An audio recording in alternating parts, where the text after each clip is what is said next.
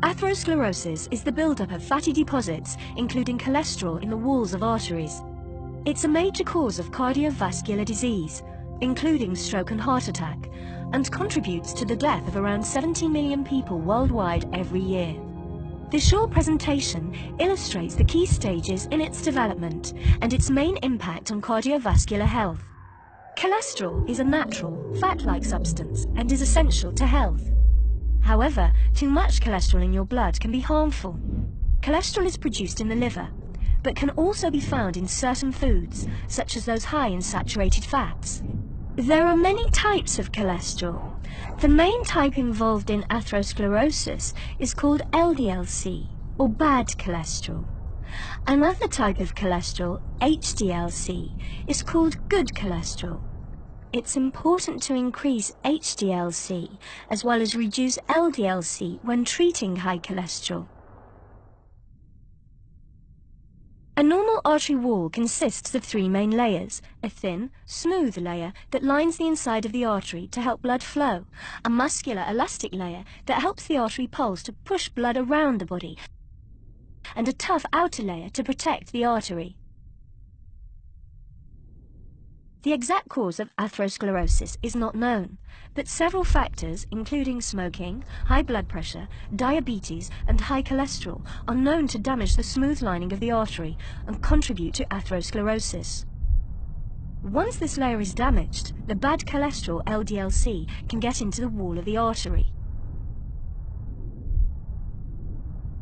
There are four key stages in the development of atherosclerosis. The body tries to defend against the invasion of LDL-C into the artery walls by activating specialized cells called macrophages to consume the LDL-C.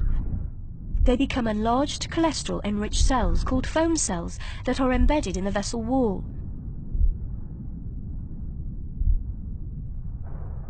The accumulation of foam cells can be seen by the presence of fatty streaks in the vessel wall.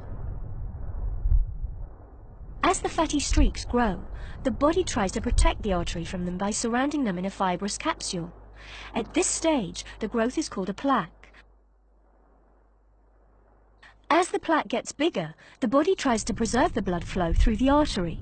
The plaque expands into the elastic layer, which stretches in order to keep the opening of the artery the same. If the plaque continues to grow, its expansion will eventually intrude on the inner opening of the vessel, as the elastic layer cannot stretch anymore. This reduces the ability of blood to get through the artery. At this stage, physical symptoms such as angina may appear. Also, over time, calcium may be deposited in the plaque, making it hard and inflexible. This reduces the ability of the artery to expand to increase blood flow when needed, for example during exercise. As the plaque grows into the artery opening, it squeezes the blood through an ever smaller gap. The resulting increase in pressure at the narrowing can damage the capsule covering the plaque, which may then rupture, resulting in a blood clot that can completely block the artery. Depending on the location of the blockage, the consequences, such as stroke or heart attack, may be severe and could be life-threatening. Atherosclerosis is progressive, and it can take many years before symptoms appear. But some people can have no symptoms even with extensive atherosclerosis and are at risk from sudden death. The symptoms depend on the site of the affected artery. In the heart, it can manifest as chest pains, angina. In the brain, as a type of mini-stroke called transient ischemic attacks. And to the legs as a cramp-like condition called intermittent claudication, which can result in amputation of the limb. If a plaque ruptures, the resulting blood clot may block the artery and cause a heart attack or a stroke, which can often be fatal. Atherosclerosis may cause the artery wall to weaken, causing it to bulge under the pressure from the blood. This bulge, called an aneurysm, can rupture, and the resulting bleed, called a hemorrhage, can be fatal. We hope, after this presentation, that you understand how the bad cholesterol, LDL-C, contributes to cardiovascular disease and atherosclerosis, and what that means for your health.